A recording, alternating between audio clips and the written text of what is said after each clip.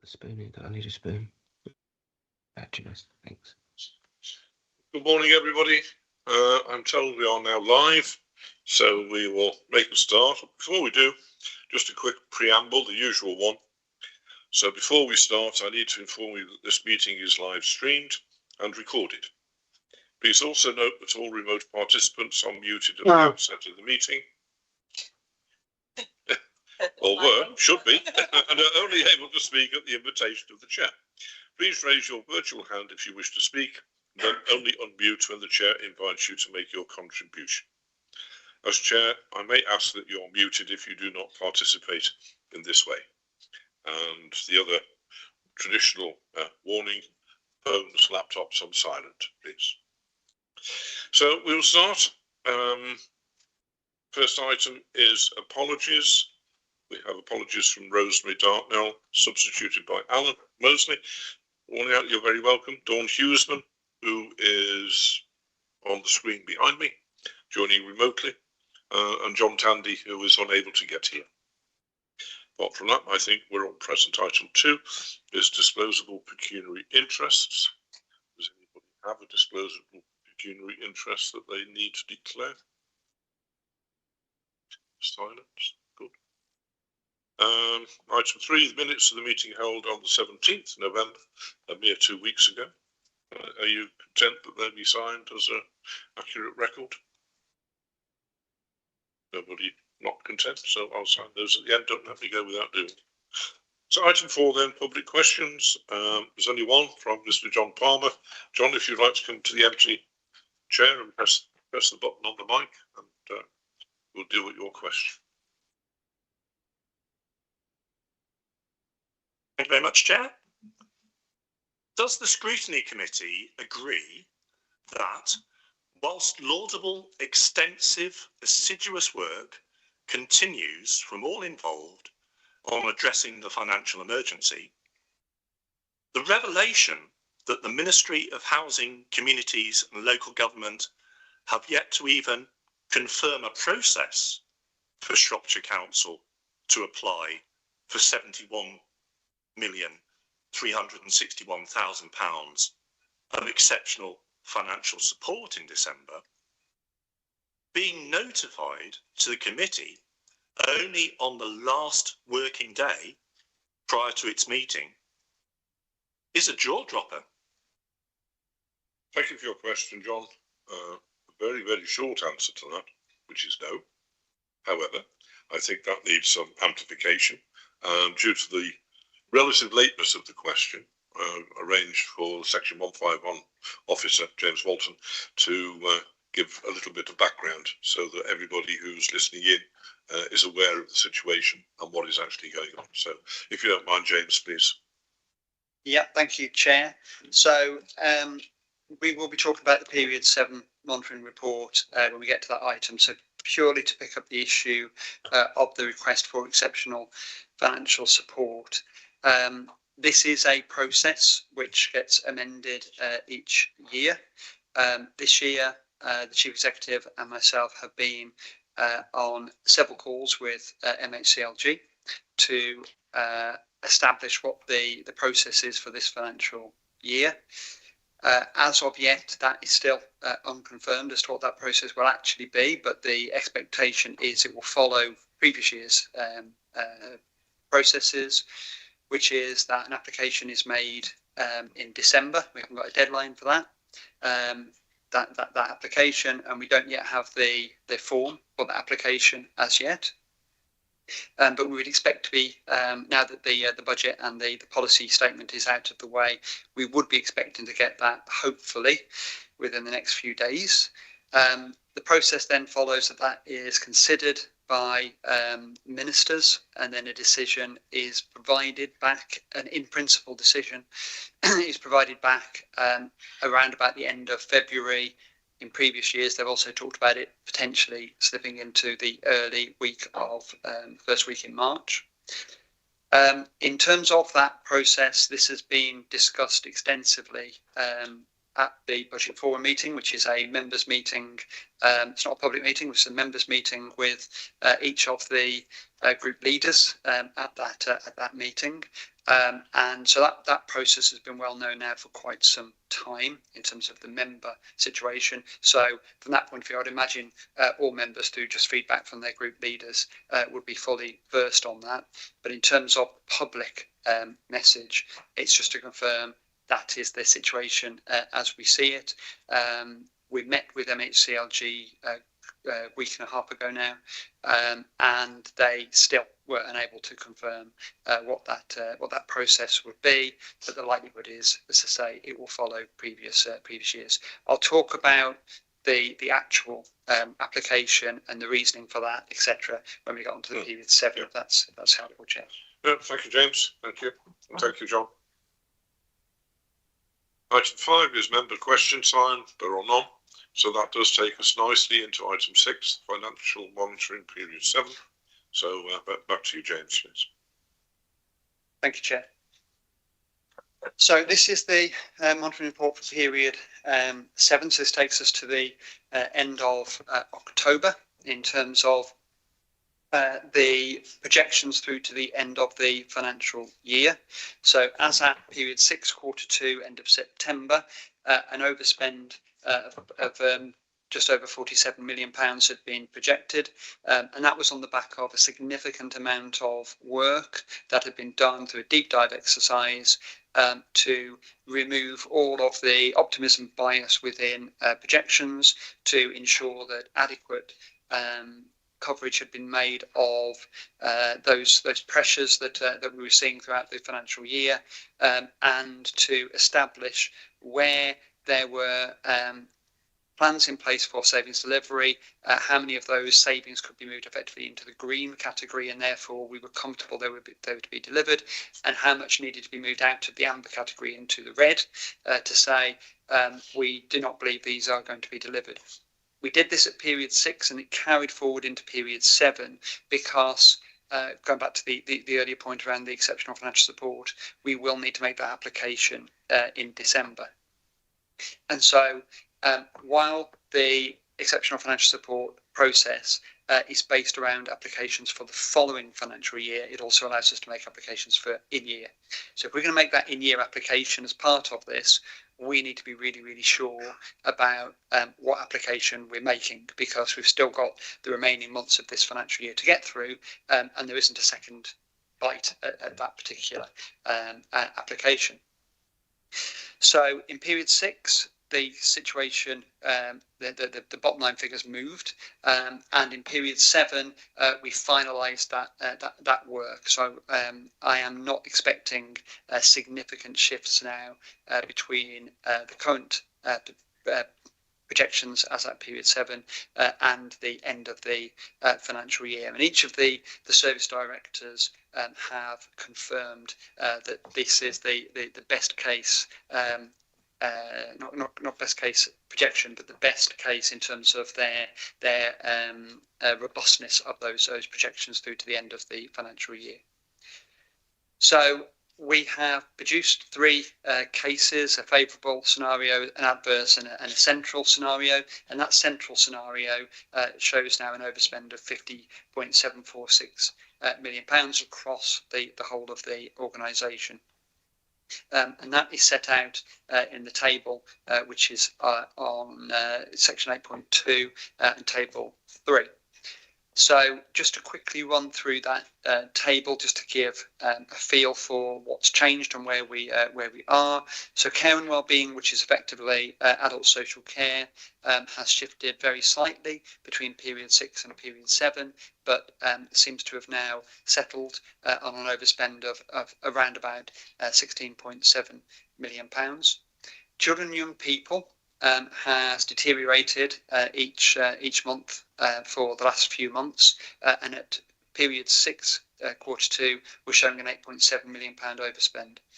That was one of the areas where the deep dive work needed to be continued and finalised, because the level of change each month in that area was suggesting that there was more pressures that were not being reflected in those projections each month.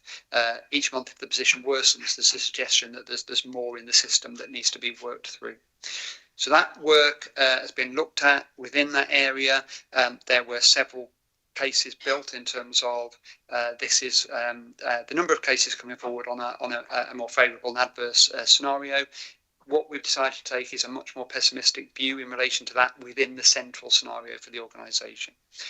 So that situation has shifted, and the overspend has moved to just short of £11 million, and that now contains as many of those variables as we can reasonably expect within those figures. So I don't expect that figure to deteriorate significantly, but there's the potential that it could come in at a better position by the end of the year. Commissioning communities and enabling have not shifted significantly. The executive management team apologise for the typo on the right-hand side. That was a 6,000 overspend that's become a 13,000, not a 6.3 million. Infrastructure is the other one that's shifted, and that's moved from a £500,000 overspend to a £2.5 million overspend. So this is fundamentally in relation to the bus services improvement grant. So within the infrastructure service area, there is the public transport area, and within that there was an expectation that the bus services improvement grant could be applied in ways that would enable us to reduce some of the costs over the remainder of the year. A more detailed review of that grant application has suggested that where it needs to be applied won't be able to reduce our costs in the way that we were expecting. So the majority of that grant has now been moved out and will fund new expenditure rather than supplementing some of the existing routes that we have. In the remaining areas, legal, pensions, strategy, there is very little movement. And in terms of the corporate position, corporate is where the overarching corporate grants sit, which is why that budget is a negative figure. It's a minus 40 million, because that's where many of the corporate grants sit. And it's also where many of the corporate savings sit that have not been allocated into service areas. As has been discussed at previous meetings, many of those savings that were held there have been identified as unachievable in this financial year, and therefore that has led to the overspend that's shown there. That's now settled, and we're not seeing significant movements between the overspend in period 6 and period 7, because that work was done and completed in period 6. So all of that together gives us a £50.746 million overspend. The bottom of that table in terms of funding, the majority of those areas are effectively precepted or grant, so any change in those is seen in the next financial year rather than in this one.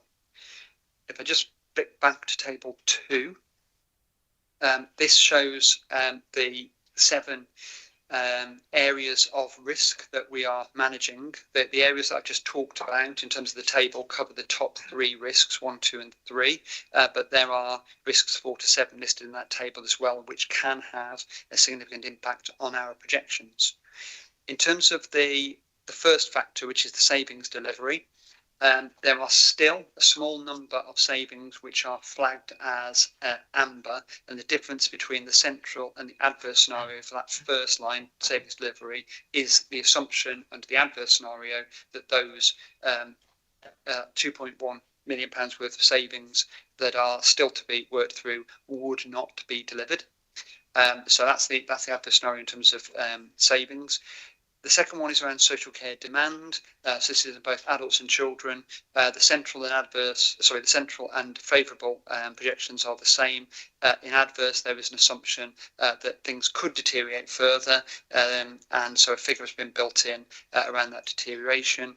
That's not expected, but is there as part of that adverse scenario. The third line then is where there are short-term and one-off savings that have been made. At the moment, that is favourable. There's over £22 million worth of reductions and benefits within that area. Favourable suggests that could be pushed even further, and with the work that's being done by the spend control work and the recruitment freeze, there is the potential that could improve. The adverse scenario suggests that would deteriorate slightly. So that subtotal that's shown there in that in the table shows a variance from the central of 50.746 to an adverse scenario of 56.9. That's as bad as we think it could be in relation to those three areas. It could move a couple of £1 million to the better in the favourable scenario. Then we have lines 4 to 7. Capital receipts. This is important from the point of view of capital receipts that come in from selling assets. They fund transformation work which is being undertaken, and there's about £13.7 million worth of transformation work that's been earmarked for this financial year. If those capital receipts don't come in and they don't come in quickly enough, then there's a potential risk that those costs can't be capitalised and therefore they would fall back on the revenue account. So a figure of £10 million has been identified within the central. That's not within those figures that I showed you, the 50.7. This is on top, but does form part of the EFS application, which I'll come on to in a second. The external factors at 5, this is around factors that are beyond our control, which could be in relation to other partners that we work with, and could be in relation to factors such as a significant deterioration in the weather conditions, for example, over the remainder of the year. So the favourable assumes that those factors have been built into our projections to the end of the year, but we have also built in a further 1.5 million there as an adverse, just as a cover in relation to things moving outside of where they are at the moment. It's important that I explain why those adverse scenarios are being identified in the way that they are. Normally, we would have a general fund balance that would cover these areas. We'd have an amount of funds sat in reserves that would cover these sorts of risks. Because of the level of overspend, we're having to apply all of those reserves just to try and cover as much of that overspend as possible. And therefore, we don't have anywhere to go in relation to that adverse scenario. So we're trying to identify what that would look like. Item 6 is the project risks. This one is fundamentally a descriptor of the risk around the North West Relief Road.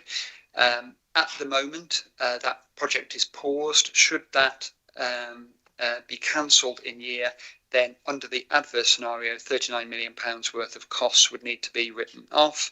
And if all of those costs are written off and all of those were charged to revenue, that would be another £39 million pressure on this financial year, which, as you will all be aware, we don't have the funds to cover.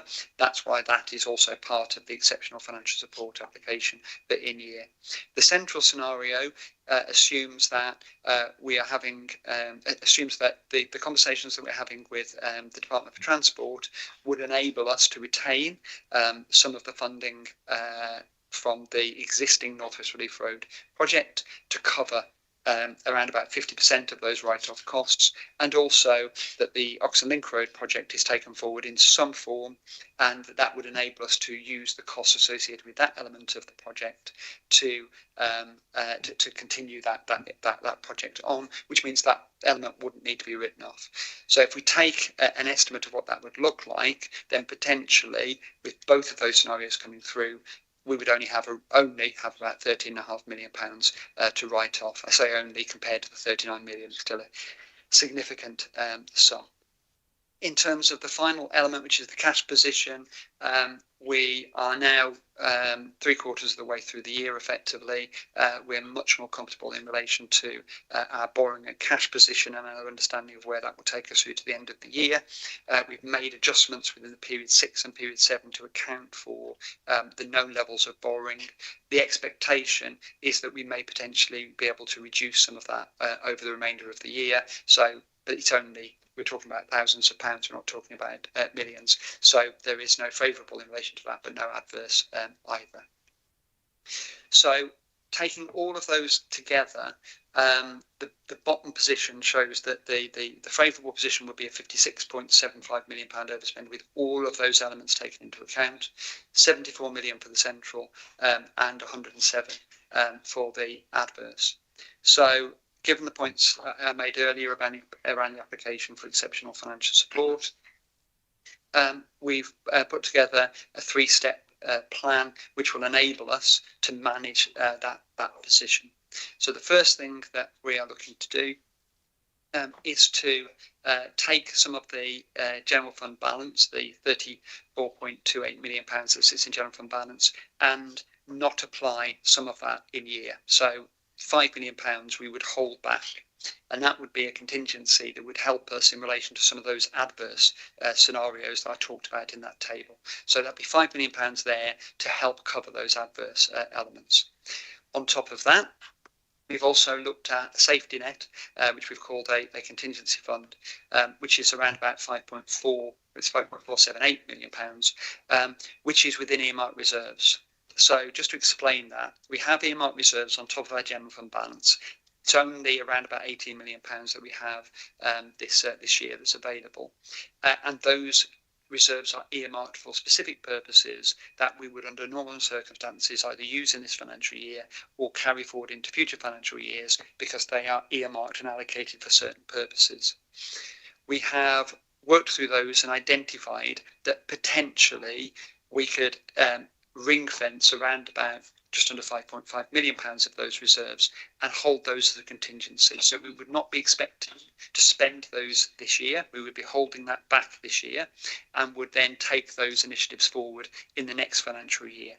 By doing that, it means that we have that £5.5 million in this year available as a contingency should our position happen to worsen, should that adverse scenario come through, and sits alongside that general fund balance. So together, we have £5 million in general fund balance. We'd also have another £5.5 million on top of that potentially available should we need it. So that gives us £10.5 million worth of resilience over the remainder of the financial year. So how do we enable that to happen? Well, what that means is that we then have to put in a bigger application in relation to exceptional financial support than the figure that was talked about at period 6. So at period 6, we talked about £15 million worth of exceptional financial support in year funding for the overspend. That figure is now 21.466, listed in the table, in the report, I should say. That 21.466 enables us then to retain £5 million in general fund balance and still retain that contingency in terms of the safety net funding of £5.5 million. So to be clear, what that then means is that we will be making an application in year for exceptional financial support for £21.466 million to cover the level of overspend and enable us to keep those contingencies in place. We'd also ask for a capitalisation direction of up to £10 million. That would cover the figure in the centre of the table under section 4, the capital receipts efficiency. So should those capital receipts not come through for transformation, we would be able to apply up to £10 million for a capitalisation direction. And then also on top of that, we have a final decision to take about what application we make in relation to the North West Relief Road. Should we decide to make the full application for the full £39 million, then that would bring our total application to £71.361 million exceptional financial support in year. We talked last period about a figure of around about £64 million, and this was discussed in public and in the press. The conversations that the Chief Executive and I had with MHCLG was that the figure that we could be applying for was up to 75 million. We were still working through the deep dive work at that point, so we flagged a figure of up to 75 million so that we had that expectation level set with MHCLG. As it stands at the moment, we wouldn't be applying for 75, we would be applying for 71.361. However, Cabinet still need to see this report, and the final decision on that application will be made based on the final information that we have, which I will take working alongside the portfolio holder for finance, Roger Evans. So all in all, the details around where those overspends and shifts between the periods is shown in the appendix, but I just draw your attention to tables 4, 5 and 6 at the end of the report itself. Table 4 shows the central projection. So with the overspend of 50.746 and the general fund balance of 34.28, we would apply for the 21.466 EFS, and that would leave an estimated balance of £5 million in the general fund balance at the end of the year. Under the favourable scenario, we would still, which is in table 5, we would still retain that £5 million in the general fund balance. But under that favourable scenario, we would apply less of the exceptional financial support. So although we'd have applied the 21.466, we'd actually only utilise 19.466 under that scenario, which would leave the £5 million. Under the adverse scenario, assuming an overspend of £56.9 million, we would need to apply the whole of the 21.466 EFS. We would then go into that contingency fund as an example, and if we used all of that 5.478, we would then be left with £4.3 million in the general fund balance. So even under the adverse scenario, we would still expect there to be general fund balance. Now, when we get to the end of the year, we would work through that final position in those scenarios, and we would decide whether we use all of the exceptional financial support, all of the contingency fund, or all of the general fund balance, or what mix of those to get ourselves into the best position that we can do at the end of the year under that adverse projection. So I will stop there. That took a little bit longer than previous introductions, but given the paper came out so late, I thought it was helpful just to kind of work through that in a little bit more detail. Hopefully that gives an indication of the way that we're planning to work, but happy to take any questions that anybody has on. Yeah, thank you, James. Councillor Evans, at this moment, do you want to say anything? Don't think so. I think the Executive Director has explained it all. I'm here to answer questions if needed, but what we've tried to do is be realistic now. Take out the optimism, see it as it is, because we cannot continue being unrealistic, being optimistic, and having figures discovered really late on in the financial year. Period 6 was a surprise when we did that quarter 2, and officers are actually working quite hard so that quarter 3 figures will be as accurate as we possibly can, because again, we don't want surprises February or March. We need to know where we are, because we need to make this council a sustainable one. So we have to start building and reversing some of the things that have happened before, but really facing that, and I'm using that word again, reality. Thank you. Yes, I mean, it is eye-watering, isn't it? There's no other way to describe it. But I think that anybody who's looked at the whole agenda will see that on the work programme, that the next item at the top of the list is going to be a thorough look into how we got into this situation. So I'm not going to try and stop you asking questions today, please do. But just so that you are aware, and anybody listening is aware, that today isn't the end of the process. We are going to have an in-depth look into how we got to this situation, because it beggars belief in one sense that as little as 9 months after setting the budget, we are finding that we're losing about £1 million a week, and there must be an underlying cause for that, which we need to identify to make sure it never happens again. But I will take questions. Malcolm. Yeah, thank you. Malcolm Miles, Councillor for Crease. 2 questions. One, as has been mentioned, every period for the last few periods, things have got worse and worse and worse. Should we not be assuming the adverse projection? If we've learned anything over the last few periods, let's assume the worst case rather than sort of the middle case. So should we not assume working on that? My second question is, I note that there will not be a period 8 financial report. I sort of understand it from reading there, but maybe you can just, James, maybe just comment on that as to what the focus is then. Thank you. Thank you. Yeah, we'll do them one at a time, I think, James. Okay. Thank you, Chair. So, yes, things have worsened. It was reasonably stable over 3, 4 and 5. The deep dive then was period 6 and 7. The work has been done on that adverse scenario, but what we've tried to do is to pull as much of that into the central position as possible. So the central position is the level that service directors have agreed is the best. It sounds like I'm going to say best case. It's the most robust, most realistic view they have of the year end. And then on top of that, we have put a further adverse scenario. So it's difficult to know where to pitch that. If we were applying the adverse scenario, then when you look at the figures that are at the end of the report in terms of that position, we would be applying either the contingency or we would be applying the general fund balance, but we would still have around about £4.3 million worth of resilience over and above that.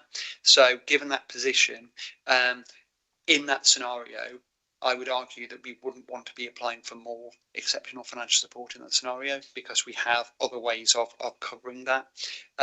So from that position, it feels reasonable that we would apply it in that way. Added to that, the £10 million worth of transformation funding that we are applying for through a capitalisation direction does give us flexibility because there's a lot of transformation work that's undergoing across the council. And what we have the opportunity to do is to apply more of that into that area, and we also have the opportunity to reconsider the capital programme and the funding of that capital programme.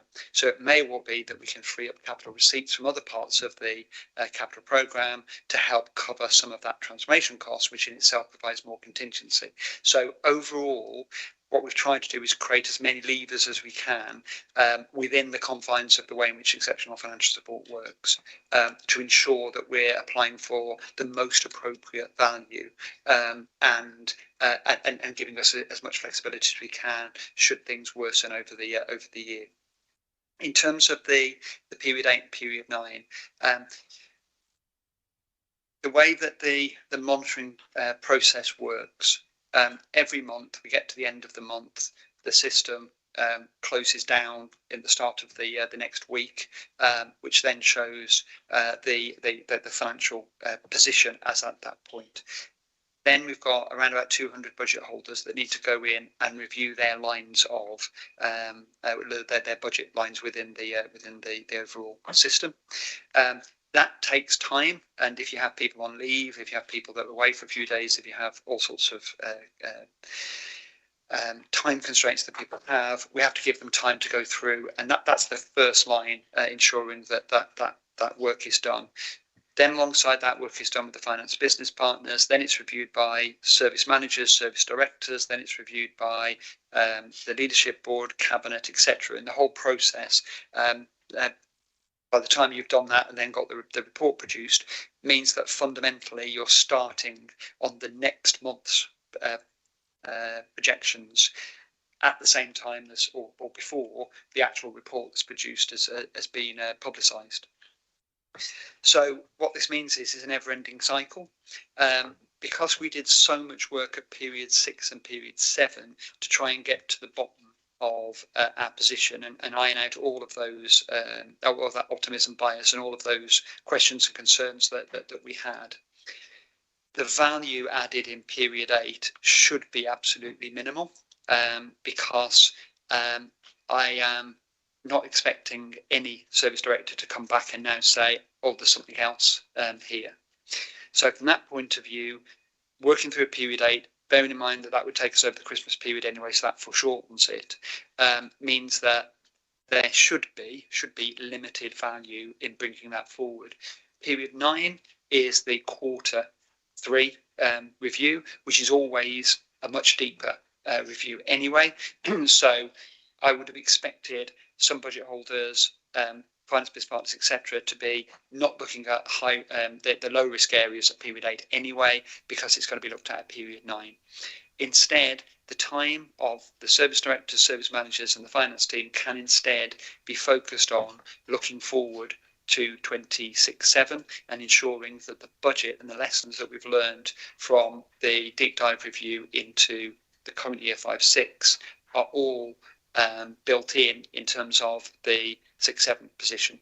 And what I'm not going to discuss today because it's not part of this paper, but I have mentioned we also will be putting in an exceptional financial support application for 26/27.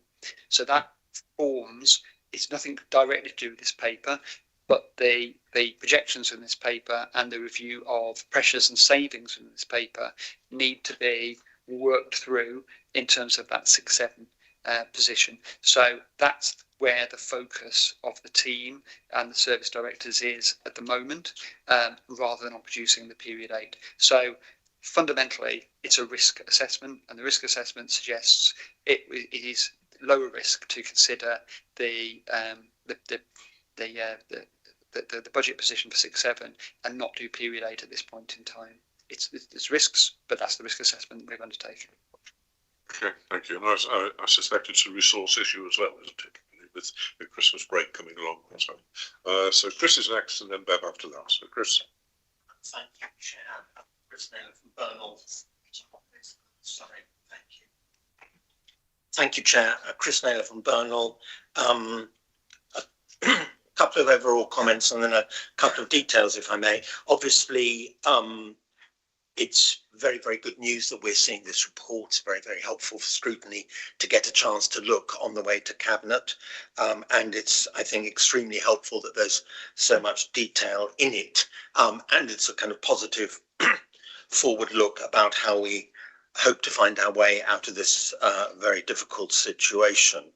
I think Chair touched briefly on other learning points about financial control going forward and issues of optimism bias. I won't try and ask you how much optimism bias there was, but the fact that there was any, I'm sure, is of concern to many of us as members and many of you as staff. Two points you might want to pick up. One is, you've obviously talked about the difficulties on the timetabling for us in terms of an EFS application to MHCLG. Is that a common situation across the other counties, unitaries, which may be applying? So it would be good to know on that. I'm hoping it is, so it's a very short answer. The other thing is, I guess, as we're here to check figures to some extent, on recommendation 3.1F, the EFS 71.36 million is broken down into 21,466, 10 million and 38,895. I looked at that and it didn't look quite right to me. So I checked it and those three figures produce a total of 70,361. So is there another million that's in there that hasn't been mentioned, or have I got my sums wrong? Thank you. Well, be two quick answers, I suspect, James. And then I'll go to Bev. So in terms of the first answer, yes, it is the same for all of the councils across the country. Last year, for the 24/5 in year and 25/6 following year applications, exactly the same process was followed. 8 authorities applied for in-year support. All of those 8 authorities were given the in-year support that they were asked for. So from that point of view, we can be reasonably confident that the in-year application will be successful, but unfortunately we don't have confirmation of that at the moment. I will have to go back. I've just done the addition myself, and yeah, I think it was 39.895 was the figure that may have been picked up rather than 38.895 for North West Relief Road. You're right, it does add up to the 70.361. So I'll follow that up. But it's going to be, let's say, between under 75 million is the application that we're making. But Chair, if I may just confirm that. Yes, I mean, it does look at those figures don't quite work, so something has to change there. Thank you. I mean, my memory of it was 39 something as well, so I think that probably is where it is. Bev? Thank you, Chair. Councillor Beverley Waite, Ludlow East. As we're applying for the EFS for this year, and potentially again for next year, assuming that everything has been done already, cutting, I know we've cut staff, and I know that portfolio holders are working so hard, and officers are doing absolutely everything they can. Are we going to turn a corner, or is this going to be an ongoing thing until the next election? Because we really do need to know that the council is going to be sustainable and able to stand on its own 2 feet. We can't keep going back to the government. So the improvement plan, when we get onto that, we'll talk to this more than I can at the moment. This year was around survival and understanding how we can ensure that we don't find ourselves in a bankruptcy situation. 26/7 is much more around financial stability. So it's not saying we're going to solve this problem overnight. And going back to Councillor Nader's point around optimism bias, taking a short-term view, i.e. we need to get next year's budget balanced at all costs, leads to short-term thinking, leads to optimism bias within that. We've tried to move in a different direction for 26/7.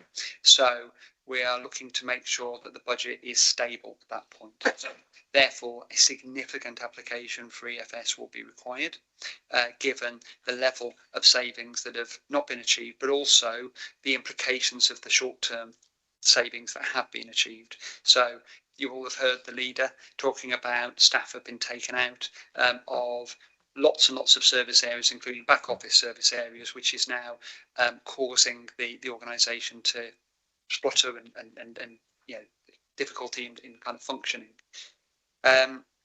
So we are having to relook at all of that and stabilise the council's overall position and stabilise our financial position. So what that means is there will be a significant EFS application for 6/7, but the outcome of the 26/7 financial year would be that we have a level of general fund balance left at the end of the year, and we don't have significant overspends within service areas. So that would give us a stable position. So yes, it's plugged by EFS, but it's a stable position. We're not massively overspending. We've got a grip on the finances. We've got a grip on our savings. Any savings that are put forward would be delivered at 100%. There'd be no optimism bias and shortfall in relation to that, and we would have a much more stable position for the staff of this local authority. To move to a sustainable position then is the next step from that. So what I would expect to see, there's a very simple measure of a movement towards stability, which is that level of exceptional financial support that we apply for, which we are going to be applying for in future years, but we'd expect that to be reducing year on year. So if we see a reduced reliance on EFS year on year, then that is a course that will take us through to a sustainable position. The question that I cannot answer is that another year of EFS? Is that another 2 years, 3 years? I don't know how much more of that is required, because until we get into that stable position, and until we have a detailed transformation plan sat around the improvement plan, we're not going to be able to, I can't estimate what that would look like. In terms of the medium-term financial strategy, when council review that and consider that in February, what it will say is, here is what a balanced budget looks like in 26/7 with a level of savings which are deliverable. And then there will be a gap in 7/8, 8/9 and 9/10. Because A, we can't apply for EFS beyond next year, so we couldn't even plug that gap in those later years because the process doesn't allow that. But secondly, we don't know at this point in time how that extensive transformation change programme will look and what that will do in terms of taking costs out. If we can take out a significant amount of costs in 27/28, which is 18 months from now, then we could see our reliance on exceptional financial support plummet. But I don't think it will disappear that quickly. Thank you. Alan. Yeah, we hear a lot about optimism bias in this report, and others might say some people were living in a dream world. But I just want to know if there's been any evidence uncovered of any deliberate efforts within departments to hide the evidence of reality, and not that they've been over optimistic, but that they've been deliberately, not falsifying, but deliberately presenting evidence that they recognise as being more favourable than the reality that they see themselves within that department. The other question is about the North West Relief Road and the timing of our cancellation, in a sense. At the moment, it's in a limbo, presumably, and so we're not actually due to repay this or have any efforts made to recoup that money by the department. So does that, I mean, it seems a little bit unrealistic, but by varying our timing on declaring the North West Relief Road dead and buried, does that influence how much we are liable to pay in this analysis? And the other thing is just to you, Chair, because I'm aware, and many members here won't be aware, that you were the Cabinet Member for Finance for a number of years, a little time ago, 6 or 7 years ago. Yes, a fair while, yes. I just wonder if you recognise any of the evidence that within this report as existing when you were in that position. Because obviously the financial situation doesn't just arise in a particular year, it's part of a lengthy process whereby we've gone deeper and deeper into the mire, as it were. So did you recognise any of, did you actually recognise that we're heading in this direction at all? So, well, I'll answer you first, Alan, and then I'll let James come in. You probably will remember going back probably 6 years, James displaying graphs which showed an ever widening gap between the revenue and demand. Yes, at the time, I think, funnily enough, it was only a few weeks ago I was clearing out my desk and I found some notes from Budget Day 20, it was either 19 or 20, I can't remember. And I can remember saying then that if we did nothing over the next few years, we would end up being £50 million short by 2025. So I think I certainly knew, and there were plans in place. And a lot of it revolved around moving towards decommissioning of services. When you might remember, you asked me a question about that a few years back. And I think you said, was I saying that we were being ripped off? And I said, no, I don't think we're being ripped off, but I think the prices are too high and we need to be in control of what we spend. So personally, yes, we could see this was coming. There were proposals in place to deal with it over the period from 2020 to 2024, but the investigation, for want of a better word, that this committee will do in the new year, we'll look at that for sure, because clearly the things that I thought were going to be happening subsequently didn't, but I don't know what they were or why they weren't. James. Thank you, Chair. So in relation to optimism bias and deliberate efforts to hide this, I would categorically say no. I would not. I've not seen any evidence of this, and I would not expect any member of staff within this organisation to do something like that. I think it's a much more complex and wider issue than that. My take on this, and this is just my take, others may disagree, but I think as an organisation, we have been very, very focused on trying to solve the problem immediately in front of us, rather than taking a more structured and long-term view of this. This was, it's linked in some ways to the election cycle. Of course, it is. We know that when we came through at the end of the last financial year, we're heading into a local election, and that will always have an impact on what we are able to kind of take forward in the longer term. So therefore, we focus much more on the shorter term in relation to that. But that's not just the last year. That's been over a few years, and that's not a political statement. That is much more of a cultural issue across the organisation. So if we're focusing on short-term delivery, what that then means is the question then becomes how much and how quick, as opposed to how sustainable and how robust. So what we then find is that things that were put forward to try, and I think there's a lot of this where staff members are trying almost too hard to try and deliver a position which actually underneath it they are concerned that they are not going to be able to deliver. So I don't think that is in any way deliberately trying to hide that position. I think it's much more about trying to be corporate, trying to do the best for the organisation based on the ask that was there, and the reality that flows from that is that you find things then get delayed, things can't get delivered as quickly as possible. And when the corporate peer challenge review was undertaken, when they looked at this, they very quickly established that, well, these things aren't going to happen as quickly as you're expecting, are they?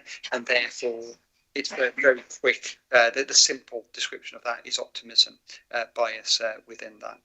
So no, I don't think there's anything deliberate within that at all, but I do think it is a reality that we are facing at the moment. In terms of the North West Relief Road, this is something that we are struggling with at the moment in terms of the way that this will work, because the timing absolutely is an issue. If a decision was taken today that said it's cancelled, and we understand what the implications of that are, which we don't fully at the moment because we haven't sorted out, made a decision in relation to Oxford Link Road, and we also understand what DFT's position is, which we don't, then we would have up to £39 million, which would be an application for EFS. Now, the important thing to stress here is the application that we make for 25-26 for exceptional financial support is for 25-26. You can't then carry that forward into next year. So should we decide to cancel the North West Relief Road this year, and all of those things I've just mentioned don't happen, then we need £39 million worth of EFS this year. If, however, we don't do that this year, and we actually decide to cancel it, and all of those things come through after the 1st of April 26, then we will need £39 million worth of exceptional financial support in 26-27. So what do I apply for? What figure do I apply for, and when do I apply for it?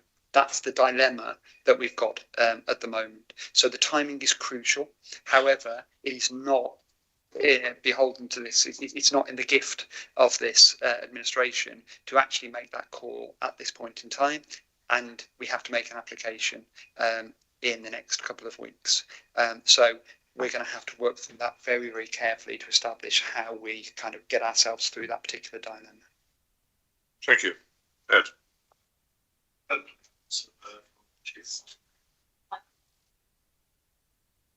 Thank you. Councillor Bird from Shifnal South. I'd like to thank the officer for the detailed responses given so far. I came into the meeting today feeling rather depressed by the whole situation, but actually I'm fairly confident actually that this year we will be able to get through this year successfully.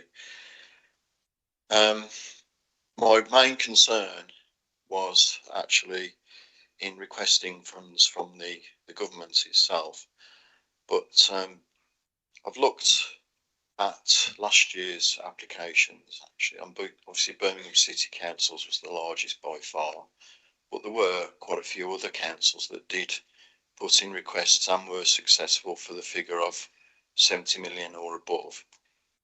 And so I think think there is you can't guarantee these things, but I think there is a very good chance that Shropshire will get those funds, and that will see us through for the year. What is concerning still, as you've just mentioned, is the case of the North West Relief Road, which by all accounts, members, and the member for opposite, Councillor Evans said he supported the relief road, but obviously contingent upon funding. And I think it's important that we do make decisions as to where we're going, because it's holding back officers on them being able to plan for the rest of the year and for the year following as well. I think when people talk about how did we get here, and I think everyone understands that is the difference is that previously some members were looking at making savings and cutbacks, and other members were making that stymieing that and making it difficult and opposing and trying to spend more. The fact of the matter is, we know that there's an ageing demographic. There are more children that need support. There are more adults, and there's lives at risk. And so it's very, very important, and that the council is mandated to ensure that those services run well, which they do. And thank you to officers and all members of staff for doing that. Those are the problems. We can't control our income very easily. We're limited. So therefore, the only solution is to cut services. And that is the issue, isn't it? It's where cuts have been planned, but they've not been implemented. And we all take responsibility for that, because all members vote on that budget, but it is within the gift of the administration to set a budget. They're not held back, and what we need to know is, because as you said, we can get through this year, what about next year? What about the year after? As far as I'm aware, this is going to get worse over time. The gap is going to broaden. More money is going to be needed to be spent on those critical services.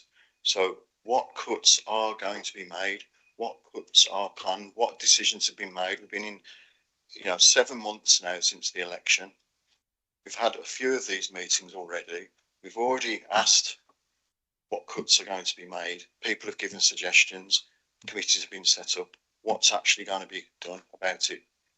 That's what we really need to know. And how is that going to affect us over the medium and long term? So yeah, in summary, this year, with an additional grant, we can get through. We can't keep asking for money.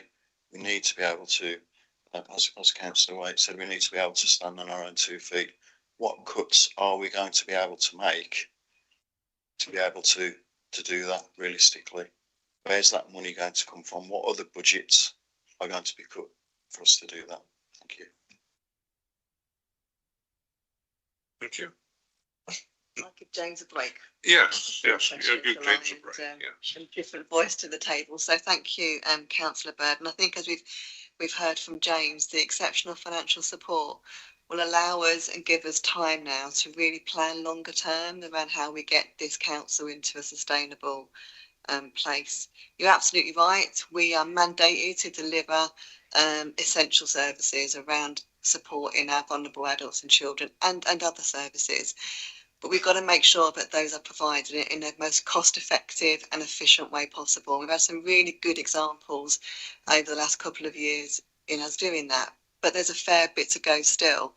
And I know certainly for adults and children, we've had external support coming in to help us think around how can we deliver services, protect people, but again, in a more cost-effective way.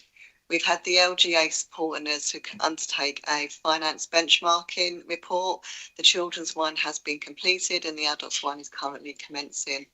And one of the committees will want to hear those reports. I've talked to them now, both at the audit committee, this one, and also to the people committee.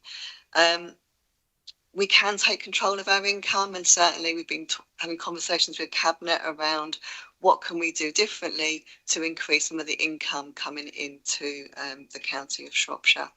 And the forward plan, there are some papers coming forward where some difficult decisions will need to be made by Cabinet. So I can assure you that those are absolutely being discussed in the informal Cabinet, which will then come into formal Cabinet.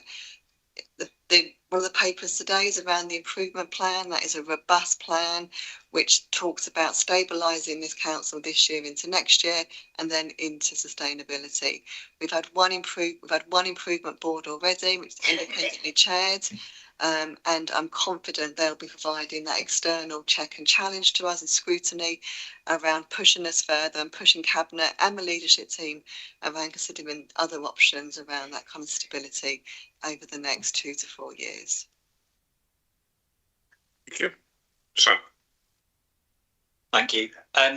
So first of all, something that just might make it easier for members of the committee, where we've got big tables in the report, like in Appendix 1 and 2, could we have them supplied as Excel spreadsheets so that we can sort and sum more easily? And then a bigger question. So I've had something bouncing around my head about EFS. I understand it's essential to support all the good work that's being done around the finances. But I'm also very aware that it's a loan, and we're now looking at 70 million this year. If we just used it to cover unrealised savings next year, it looks like it'd be about 40 million pounds. So that's over 100 million pounds at 5% interest, which for me really highlights the importance of all the broader work that's going on to restructure and look at how we deliver services within a sustainable budget long term. Something James said, a light bulb come in my head around the Northwest Relief Road. There's 40 million pounds EFS being applied for, and there's a question whether it lands in this year's budget or next year's. 5% of 40 million pounds, assuming 5% interest is correct, £2 million. Is there a potential saving to the council of 2 million just in interest if that got pushed forward? My kids are going to be delighted if that gets pushed forward into the 6-7 year rather than landing in this year. Yes, well, it's although we're now in December, so even if it was, it wouldn't be a full 12 months interest charge, would it? Well, I don't know whether well, it can't be, can it? Because the interest is only triggered when you have the loan. So it isn't cancelled yet, so we don't have to pay the 40. If we have to pay it, then you've got a third of a year. If we paid it today, if you paid it in January, you've got a quarter of a year's interest. So the impact on this year is not going to be that great. But if decision is made this year, it's not going to be that great. But you're absolutely right. It is one of the things that I think Alan was referring to, and James has already referred to. Timing is crucial with all of these things. It's not just a matter of saying, oh yes, well, we can't do that anymore. You also have to ask yourself, what's the implication of stopping now compared to what's the implication of stopping in 6 months' time or 12 months' time? So, but you know, this is known, and I'm sure Roger, who's wants to speak, he would explain a little bit better than I have. Roger. Thank you, Chairman. Thank the members for their comments. But I do have to reply to one of the questions that Councillor Bird raised, and that was about the Northwest Relief Road. And he did ask a question 2 meetings ago, would I support it? And I said, yes, if the money was there. And I think if the government came forward with a £215 million or however much it now costs because of the increase in spending, would I be foolish enough to say, no, thank you to the government, we don't want it? Yeah, I would take it, but I don't think the government is going to do it because I think it's a foolhardy thing to do at present. The government, for whatever reason, they've incurred finances which they're trying to do, and similarly to Shropshire Council. And I just wish that the administration that he'd been part of had taken some of the hard decisions which we will be taking to return this council to a sustainable position, because that's what we want. And what we're trying to do is prevent the commissioners coming in. because we want to work with the communities, parish and town councils, or whichever of the charities, all those communities, to work together to deliver the services that everybody wants. We do not want to cut everything back to the bone and only do statutory services. That is not what we want. That may be what the commissioners want, but we do not. But yeah, it's just that, yes, and what we're working, the officers and ourselves and the corporate peer review and the commissioners, the board, sorry, have come in, and we are trying to work together so that when the budget is brought forward to the council and to this committee, and thank you for organising an extra committee meeting so that it can be discussed and examined, because as I said at the start, realism needs to come forward, because as Councillor Waite said, we cannot go on like this. And if you go back to your bank manager and say, I want a loan now, and then go back in 2 months or 3 months or 6 months and say, I need another loan, and then 6 months after that, I want another loan, what is the bank going to do? It's going to send its own staff in to have a look and take over your company. We don't want that to happen. We are working openly, transparently, with the group leaders and all the groups to come forward so that there are no hidden surprises. Everybody knows exactly what we're doing for the benefit of the community of Shropshire. Thank you, Chairman. Thank you, Councillor Evans, and I think that rounds it off very nicely. A good time to move on to the next subject. Alan. Sorry. Oh, sorry. All right. If it's quick, because we've got a big agenda today and we're overrunning. So I think Councillor Evans made an important point there, and I think we ought to know what's behind it. That he did say that his opposition to the North West Relief Road was solely on financial grounds and costs, whereas I think much of the opposition was on environmental, amenity and necessity grounds. So just to clarify, is the policy of the current council to delete the North West Relief Road on the grounds of cost, or are there any other considerations that need to be taken into account in making that decision? Because it was quite clear that he would go ahead with it if the government would come up with some more cash. yes, and I would too, just so that you know. Sorry? I would too, just so that you know, because the area I represent, it is. I'm not arguing about the North. I'm on no, I know, but the reality is the administration's position is. Well, the reality is the money isn't there. Thank you, Chairman. It would be changed. It wouldn't be as it is. It still has not got planning permission. It's the principle, the principle, whether it's a 30 mile, 50 mile or whatever. So it's that one. Can it satisfy and help the centre of Shrewsbury and help those in the northeast and the south who want to transmission?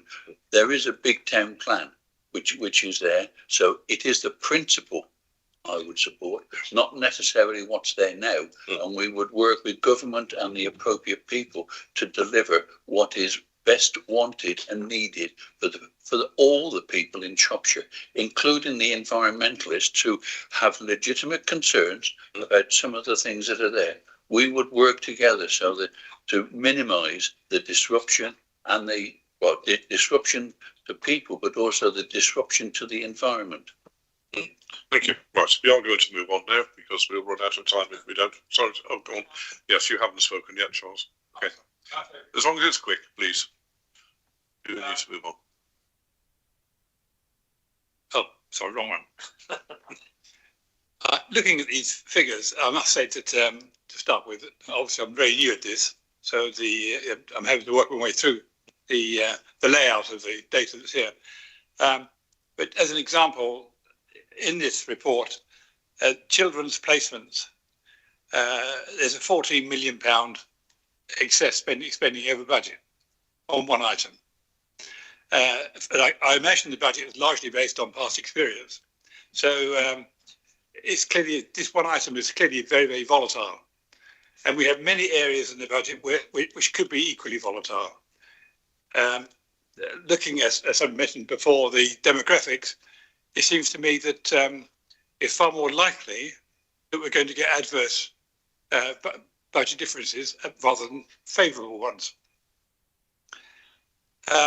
Given overall that the council's resources in terms of income are pretty well fixed in terms of block grants from central government, council tax and so on, the chances are that increasing expenditures in the future are going to overwhelm that income.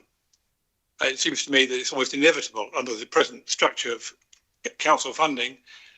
We must look towards major and bigger deficits in the years ahead. That's been practical and realistic, I think. It's on that basis, I'm not sure we're making an application to the central government for additional funds, special funding. Perhaps we should be thinking in terms of that being a permanent feature of our funding, rather than having some rosy ideas of stabilisation and living within our means and so on. Given the fact that most of our expenditures are driven by statutory requirements, and given that our income is fixed, it's realistically speaking, we're heading to bankruptcy sooner or later every single year. And therefore we should be thinking, well, okay, let's get our heads around the idea that we, every year we apply to the government for funding to make up that difference. And I think if we don't do that, then we're just fooling ourselves, quite frankly. Well, it's certainly, it's not possible to say that won't happen, because clearly it may well. You're absolutely right. The situation is very volatile in terms of demand, both adult social care and children's social care. Ruth, do you want to say it's your yes. your portfolio? Do you want to just say a few words on pressures? Yes, I would. Thank you, Chair. And I've been listening to the debate and the questions, and they are absolutely valid questions. But the demography in relation to older adults in this county, as I've explained before, is significantly higher than the rest of the UK. So there is a demand. It's a statutory duty. The adult social care team are working through some transformational schemes that would help more people to remain at home at lower costs than admissions to care homes, for example. But those things take a while to feed through, so it's not a quick win. And then in relation to children, and I'm saying this because, month after month, there's a big red line around, my portfolio holder. And, it's not to say I'm hiding from this. It's a real challenge for all of us. But in relation to children, we never know what's going to come through the door, at the front door. It's completely unknown until a referral is made. And as I've said previously before, we have significantly high numbers of domestic abuse incidents that are reported where there are children in the household. So that's a factor. Some of the distress and trauma that these young people experience does mean that they need very specialist care in some instances. Having said that, there's a significant amount of work being done to support families earlier. And the LGA review we had last week gave us some areas to look at further. We know that we have higher numbers of looked after children than some of our statistical neighbours. So there's some work to see if it's safe to step children back down towards their families, which would be a good outcome if it was safe to do so. But we also know that we're a middle to low cost provider of services, so that our cost of children's care is relatively low compared to other areas. So there's a lot to work through. It isn't a quick win, as I know you appreciate, but we do have to protect the most vulnerable in our society, which unfortunately at the moment it's indicating an overspend. No, you're absolutely right. I mean, Alan will remember, probably hardly anybody else does, but before I had the finance, I did have children's services, and I only too well that you think you're heading towards the end of the quarter when you're on target, and all of a sudden, poof, there's an incident, and you've got 3-4 children having to be taken in, and some of them got really expensive needs as well, and the budget's blown out of the water. So, yes, it is a very, very difficult area. And if I may, I use this opportunity to give an example and to acknowledge the support we get from our foster care families. Very recently, there was a sibling group who were all fortunately placed together with a foster family, which is, a really good outcome, and a lower cost outcome as well. So I think it's appropriate, as this is a public meeting, to say thank you to those foster carers who stepped forward to do that. No, thank you for those comments. James, very quickly, and then Yes. we really must move Just on. very quickly, I just wanted to address the question about should EFS be a permanent feature of there's two parts to this. One is that when we make an application to MHCLG, what they are looking for in terms of approving our application is the exact opposite, that it's not a permanent feature. They're looking for this to be a temporary measure. It's exceptional financial support. 29 authorities got it last year. It's becoming less and less exceptional, but nevertheless, that is the expectation that we don't work on it long term. The second point, though, has already been made, which is around it is a loan. We borrow, and as soon as we borrow, we are incurring interest costs in relation to that. Some other local authorities around the country have been on significant levels of EFS for 2-3 years now, and the level of borrowing that they are undertaking is now it's going to start very quickly reaching a point where they're going to need to borrow to help service the debt on the borrowing that they've already got. So we can't find ourselves in that sort of a situation. Therefore, we have to plan to move ourselves off it. The question for me is, what does that mean in terms of the delivery of services within Shropshire? And is there more that we need to think about in terms of the funding mechanism? We don't yet know what the outcome is for funding for Shropshire for 6-7. We won't know that until we get the settlement, which will be week commencing 15th of December. That will give us an indication for the next 3 years of what our funding looks like. And we have to make an assessment of just how we manage within that envelope over the remaining years of the of that settlement. So yeah, I would be concerned about any consideration that it's something that becomes a long-term feature of our funding. Thank you. Right, and thank you all. So it was a very useful discussion. Thank you. We move now to item 7, which is the fees and charges pricing policy. Is that you again, James? Sorry, Chair. Yes. Oh, don't apologise. I feel sorry for you. I'll do a much quicker introduction to this. So this is the fees and charges pricing policy. So we have a fees and charges report that comes to council every February, and this sets the fees and charges for everything across the council. One thing that we need to think much more carefully about is what level we set those fees and charges at, because we need to be moving. We've talked about the funding for the council that comes from government and the funding that we get through council tax. The other area where we have some ability to raise funds is around our fees and charges. And so we have to ask ourselves in all instances, are we charging the right amount? Can we justify the amount that we are charging? And are there other charges that we could be levying? And under what kind of policy and principle do we do that? So the policy itself just sets out some thinking around that. There's some points made in section 2.6 of the main report, which talks about we need to be trying and recovering our costs as a default. We need to think about where services are being provided. Should they be subsidised by the wider taxpayer, or should they be funded at the cost of those services provided at the point of use? We want to be more transparent in terms of the way that we set up those charges, and we need to be thinking as well about the market awareness of that and how these things in relation to elasticity impact. There may be times where we need to think about access to services, and therefore you may not want to recover the full cost, and you do want to subsidise those services because actually the accessibility into those services is much more important. But regardless, it needs to be legal and it needs to be consistent so that we have an appropriate way through. The tables at section 2.7 and 2.8 just demonstrate that this is quite a big issue in relation to the numbers. So fees and charges in total are over £100 million. Around about, or just under half of that, we don't have any discretion over. These are set centrally, or they're set through formulas that we have to apply, so we can't make any changes to that. But around about 55 million of the income that we bring in this current financial year is discretionary. So 55 million is a big number, and just pushing that by another 10% is another £5 million. So there are ways in which, sorry, I said 10% because it's an easy number for people to think about, not suggesting that we're increasing charges by 10%. I just need to make that point clear.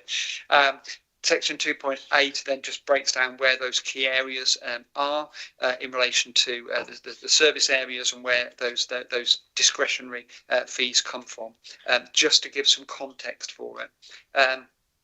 Inequalities impact assessment has been undertaken, and this has demonstrated that there are some small but negative impacts on a few areas. Those are set out in Appendix 2. The policy itself is at Appendix 1. I'll leave it there. Happy to take any questions. Right, thank you. Just about first. Two very minor points. On page 8 of the document, there's what looks like a link to the fees and charges report from February, but doesn't appear to be a link because I can't click on it. And the second point is the actual Appendix 1, the fees and charging policy is called version 2. Normally you would put a sort of description of what's changed between version 1 and version 2, so we just see the delta. So maybe in future, can we have that, please, as a separate section? Thank you. Thank you. Sam, your point? So overall policy makes sense. Sorry. Thank you. And overall, the policy makes sense and seems well written, but I do have a question about the charging categories, which range from discretionary through to statutory. We have some services like the household recycling sites and libraries where a level of provision is statutory, but the council provides, my understanding, is more than the statutory requirement. Who decides and how do we decide which category a given service sits in? Because I can't see any detail on that within policy. That's a really good question. Many of us have been asking that for years. Thank you, James. The point is this is the policy that we would work within. What we would then work through on a case-by-case basis is how that is then applied in particular areas. So this will be discussion with the service professionals and the portfolio holder to establish where that line is. With all of these things, it's not a black and white. There could be areas where actually you can very easily say this is going to be completely commercial, but then when you look at it, you say, no, actually, we'd rather do something different. In other areas, you may say, actually, we will go commercial completely, but we'll have a safety net in there because in certain circumstances it doesn't apply. The advantage of being a local authority is that we take those things into account in terms of the way that we work. I say advantage from my point of view. I'd like to see more income coming through, but that's the way that we can work in relation to this. So it is a case by case basis. That's all I can really say. Thank you, Chris.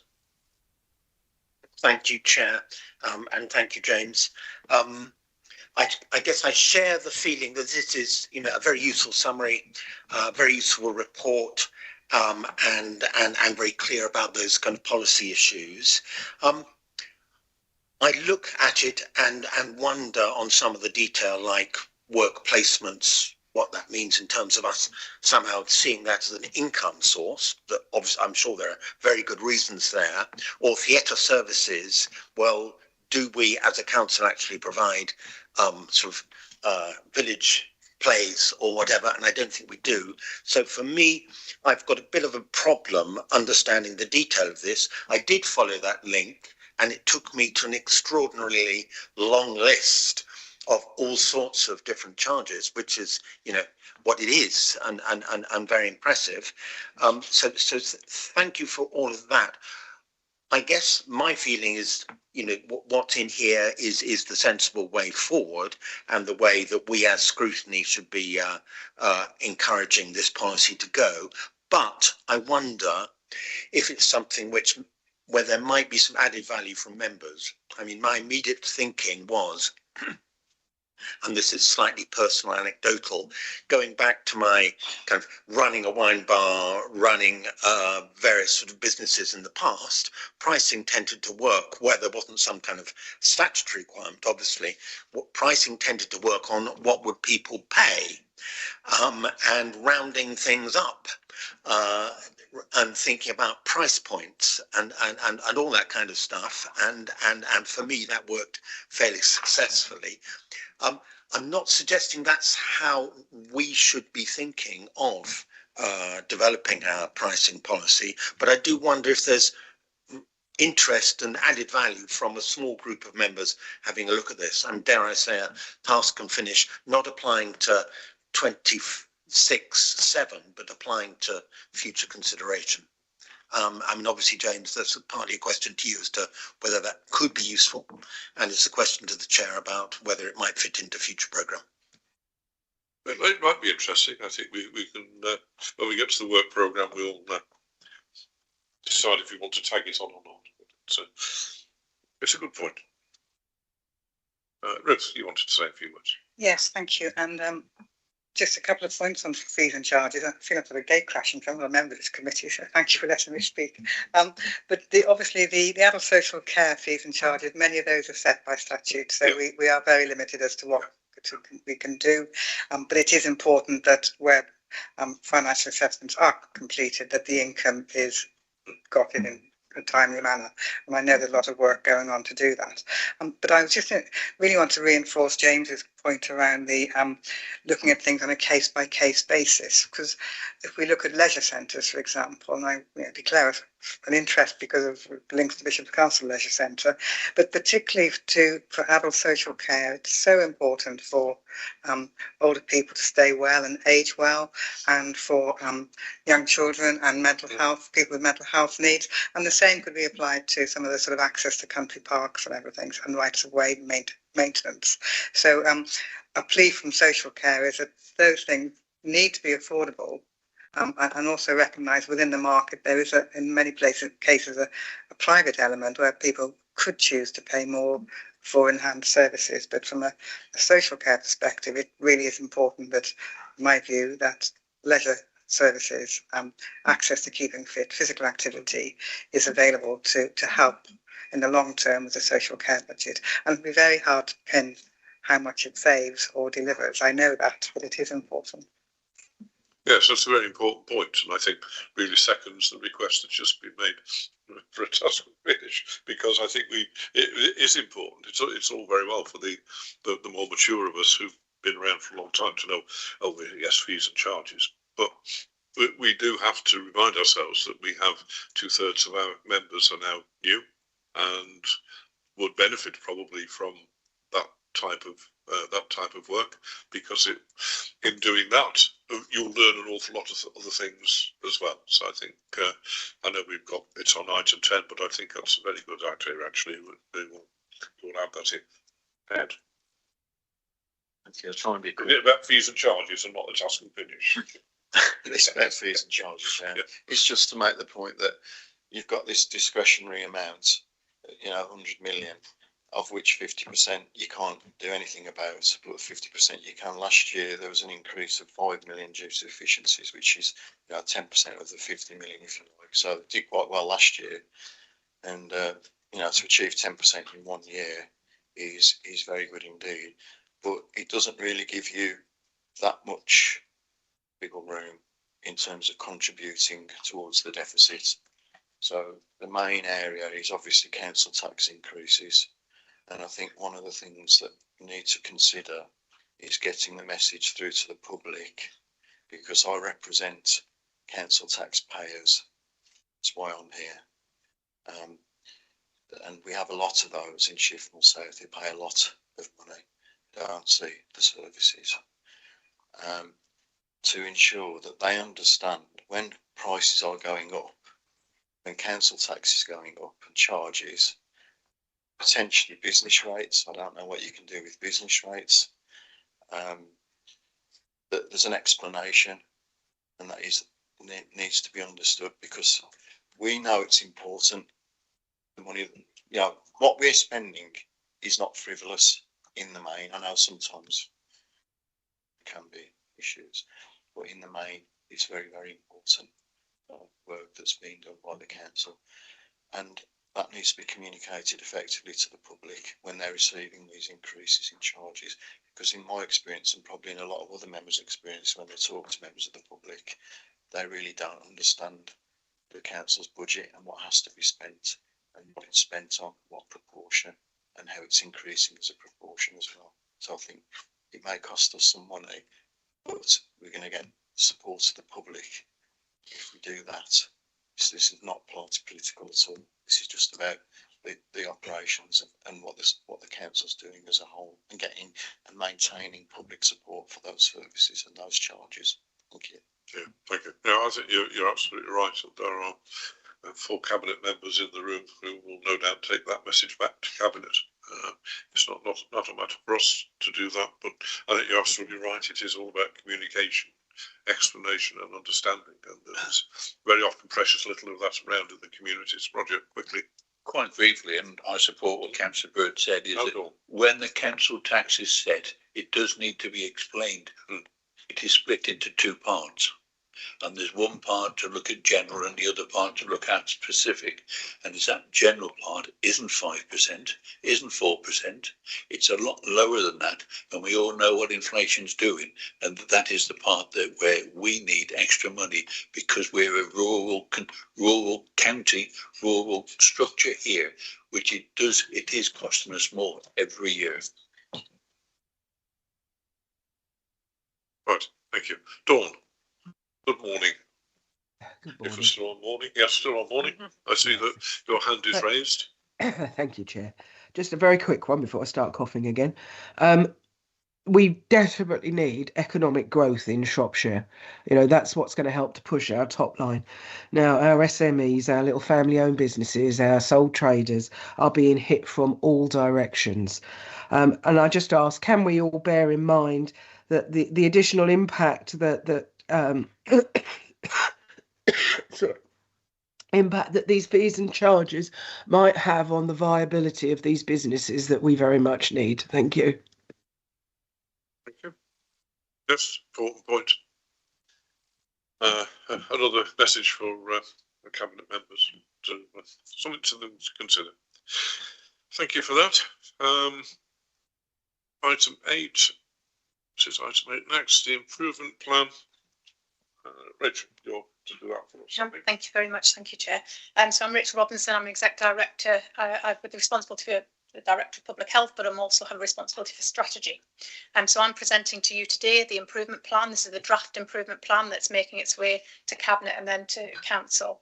And I think it's important to say, firstly, that that this has been developed at pace. We've talked a lot about pace this morning.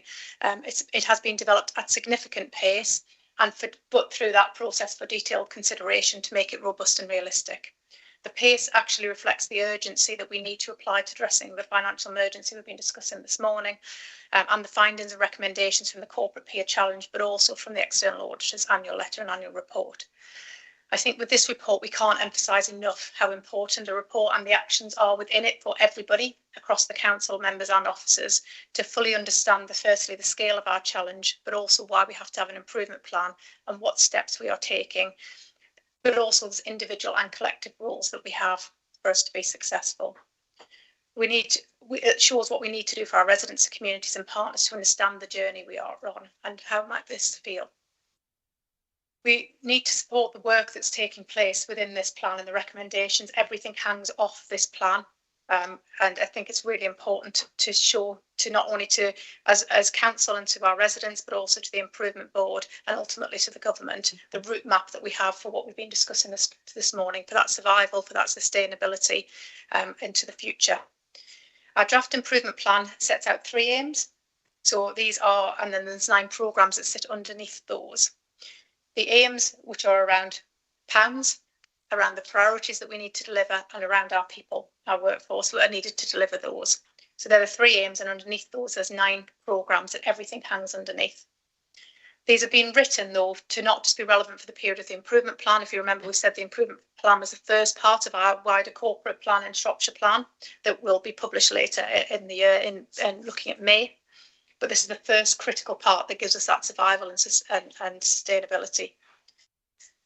Our priority programmes relate directly to those external recommendations and to those 3 aims. And we must remember that this plan, that they're all, although we set them out in a way that looks sequential, 1, 2 and 3, and then the 9 programmes, they are absolutely not sequential. They are all overlap and they're all interlinked, but we've set them out in that way to ensure that we've got clear governance. I think the other thing to just be really mindful of on this plan, what's within it when you read it, is it's not solely built on new actions. Some of this is building on those actions that are already in existence and pulling them together clearly into one plan, bringing coherence to all the improvement work we've been doing, but also identifying the gaps and any other actions we need to close them, putting it within one plan in one context. That is really critical to ensure that we have alignment and the best use of resources, and we've talked about that this morning. So this is the plan that everything will hang off, and to make sure we maximise that alignment and resources. I think the other thing that I would say is it's also, whilst we've set some of this out, we need to recognise that it's absolutely a living document, and it's supported by other key plans, including the people plan that sits underneath that. I think we've said, and I'll just re-emphasise that, this is not a detailed delivery plan. So every single detail that we're going to be undertaking is not listed in there, but it gives us that framework. We have gone through this and it needs to be considered. We've keep saying that this is not about, we've talked about being realistic. This is about being robust and being realistic within the plan, and all of those actions to be considered. We know that the pace that we need to work at, but that needs to be realistic, managed, robust and considered. So just a few other things to highlight in there. We've already talked this morning. One of the key actions was from the corporate peer challenges to put in place the independent improvement board, and that, as Tanya mentioned, has already started. And this improvement plan is critical then to us being able to demonstrate that we have continued delivery of that improvement journey. They'll have an important role to play with providing us challenge and ideas to ensure that we deliver the improvement, but they will hold us to account for delivering this plan and everything that is in the plan and the milestones. Finally, I think it's important just to add that we have been really transparent when we've been developing this plan. We've sought to build on that openness that we talked about from our corporate peer challenge. We've worked with colleagues in both offices across senior leadership team, with staff. Officers have been invited to come in staff groups to contribute. We've also had sessions with yourselves as a transformation committee. We've had briefing sessions with all members to ensure that everybody, we've taken on board people's input and pulling this together. We believe that this has been a really good investment of time, but we do, as I've said, I just wanted to emphasise this is a living document, and so we'll continue to work through that. And the importance of everybody's role in delivering it. This is not for the people sitting in a room. This is absolutely the organisation's plan, and everything will fall off it. The final bit before I close on this is just to say I just need to thank particularly the Local Government Association and colleagues who have been really important in helping us deliver that plan. That has brought us that lived experience. It's brought us that external scrutiny to make sure that the plan that we develop is not the plan just for Shropshire, but we've taken on board best practice from other areas who have been on the journey that we are on to get to that financial survival and sustainability of the future, which is so important. And as we've discussed this morning, this is not about being short term, this is about thinking longer term, and this is the first part of that journey. So there's a few recommendations, I think, for you to consider the plan, any observations, and if there's an identified where particularly your role would be in terms of delivery of this plan going forward. Thank you, Chair. Okay, thank you. Beth. Thank you, Chair. What I would like to say, thank you very much, is that as a new councillor on Shropshire Council, it's been fantastic to watch this being developed and being involved in it right from the start. You brought it back to us, and I've been on Zoom meetings where you've been explaining what's been going on and watching it being developed. So being part of that and understanding it right from its inception has been a wonderful thing, and it makes it easier for us to understand, I think, and to be part of it. So you're actually involved in it and you're part of the development of it. So I'd like to thank everybody involved in making this happen, and let's hope it's really successful and the government loves it as much as we feel part of it. Thank you very much, Bev. I think you probably echo what we were all thinking. It has been, I have to say, quite an amazing effort on behalf of everybody who's been. I mean, I have outside of here, not in the recent past, but in the past, been part of these, preparing these and monitoring these later on. And this has been, for the size of the organisation, this has been really rapid. It certainly has been done at pace, and it is a credit, I think, that members have been listened to as well. So often these things are done to us, and we don't feel a part of it.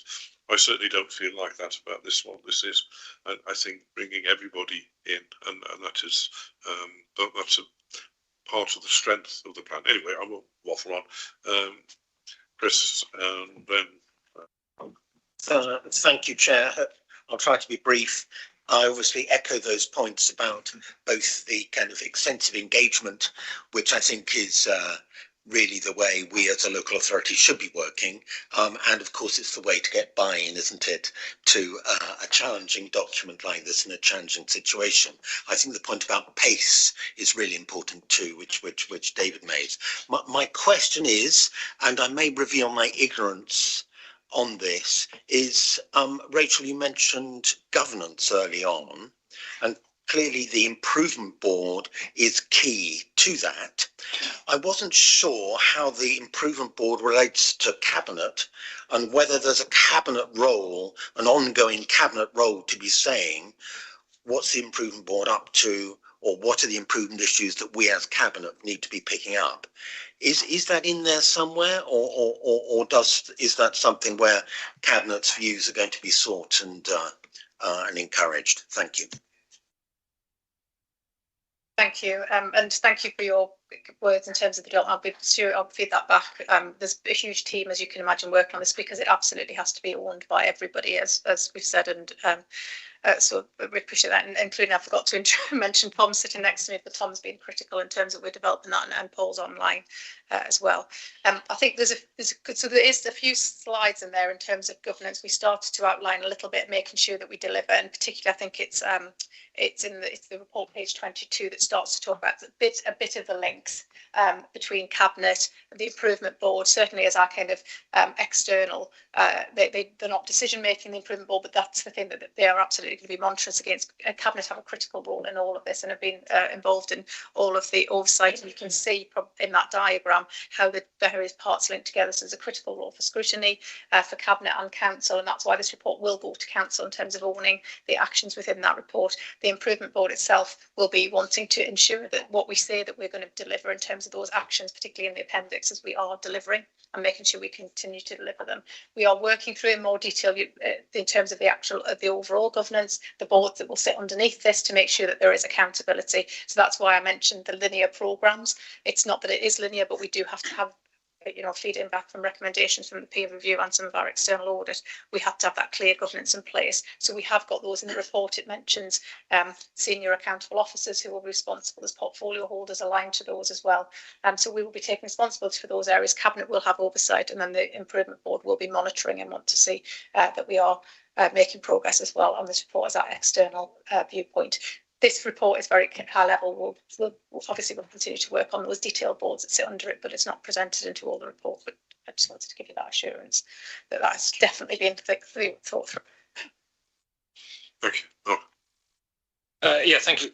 Question probably for you, Tanya, on this. So we talked about pace and new direction and so on and so forth. And realistically, it's not going to be people in this room who make the difference. It's going to be all of the council officers, everybody at the entire level throughout the organisation, and the impact on them. So the question is, what level of sort of change management support to everyone in the council is being given to enable them to deliver the detail behind this?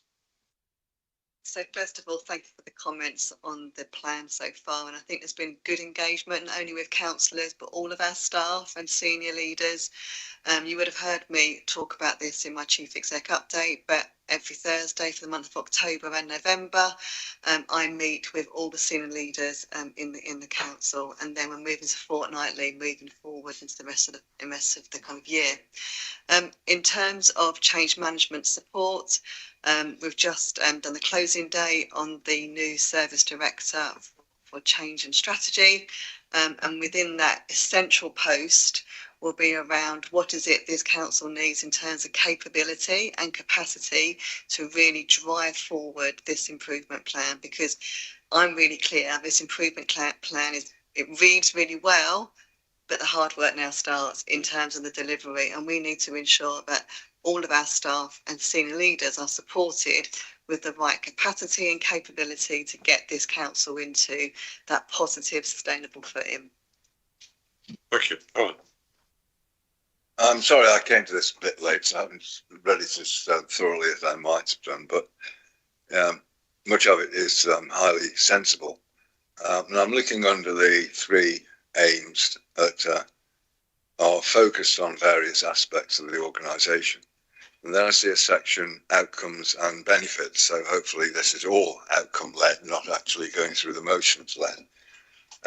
But I can't see any definition of what the outcomes are going to be, except increased employee understanding, more transformation projects, more collaboration with partners and community. How are those aims and those hypothetical outcomes going to be measured as time goes by? Is that your next effort to put some dates, put some figures on? You've got lots of dates for training courses and that sort of thing, and meetings and things.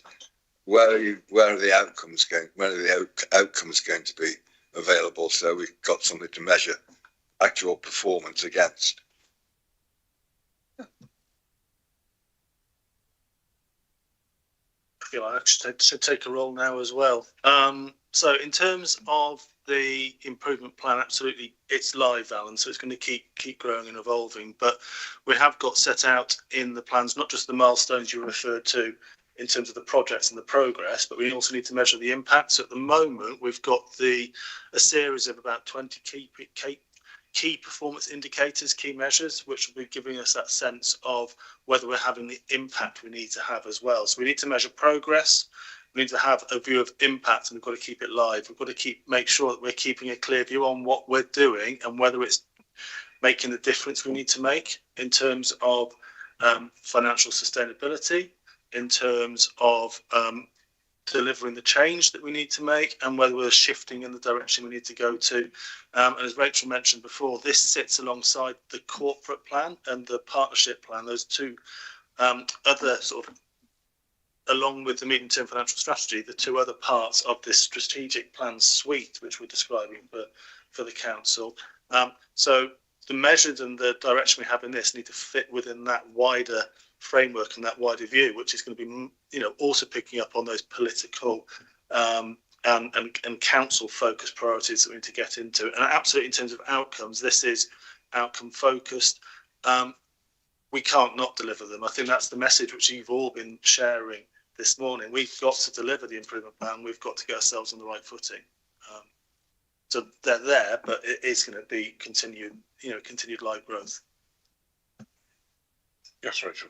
Yes, I think it's I think the key thing in here, as I said in the appendix, we've got some detailed dates of deliverables that will be absolutely monitored on. And I think, as Tanya said, this is I'd like to say the relief is that we've been able to pull this together, and we're getting a plan, and that we've got everything in one place, and that we've got the organisation knowing the direction. It's actually the delivery. So there's key dates in the appendix in detail. The key performance measures, that's also going to have, the improvement board will be looking at those measures as well and giving us a view on what measures they are the top of. I think we discussed it at your last meeting around performance measures overall across the organisation. We discussed the Shropshire plan measures as they are. The ones within this document are right at the top of that pyramid that we will be absolutely following and tracking those measures, but there will also be the project deliverables underneath that we are tracking and monitoring progress against, so everybody can see, are we doing what we said we would do? And then we'll be reviewing those other measures underneath, but the improvement board will also seek a view, as will Cabinet, and making sure that those measures are absolutely the right ones, and they're a mixture of those. So as Tom said, just really important. This plan is developing. We're again developing that next layer of detail, but those are within the documents from high level ones. Thank you. And I'm assuming that amongst the recommendations, 3.3, that's where this committee actually comes in following that monitoring and making sure that we're on target to reach the outcomes and all of those things. And do you see that as being something to be done at each meeting, or a little bit more structured in terms of?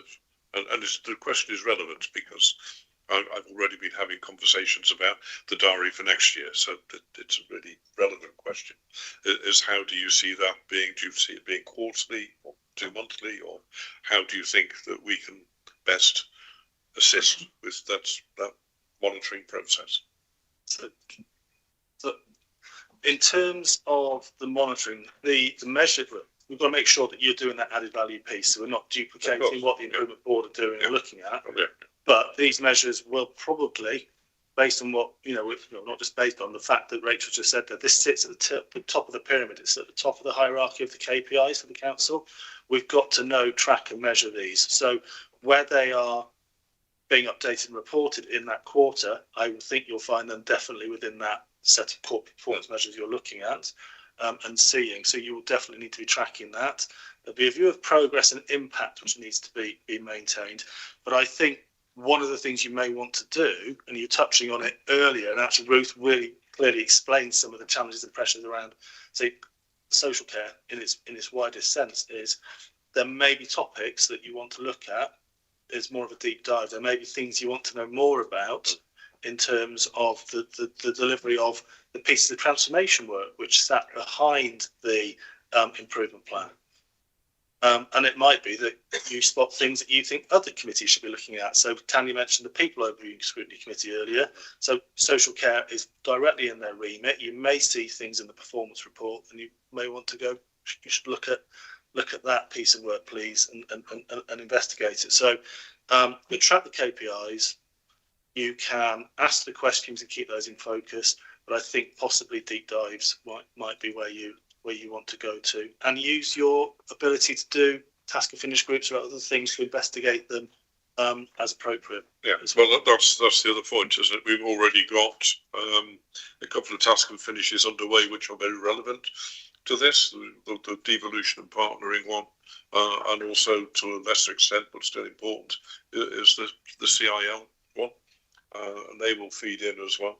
So I think I think to sit here today and try and produce a list of things that we can and cannot do is probably not going to be very helpful, because the important thing about improvement plans is that they are live, and it might look very different in 2 months' time to what it does today, and we just have to sit on top of that and be ready to respond and react as and when required to do so. So rapid task and finishes is a perfect way of enabling that, because it provides the support that we cannot expect others to do that all unaided, because everybody needs help in this situation. Chris. Chair, thank you. In a way, touching back on my point about governance and having Rachel pointing out where I should have been looking already, there isn't a line drawn there between, and I'm not trying to pick any sort of problems, there isn't a line drawn between Improvement Board and Scrutiny, but an obvious thing might have been for us to be inviting Improvement Board along from time to time. But I can see why that might just be too time consuming for everybody. However, I wonder if what we should be looking for is picking up on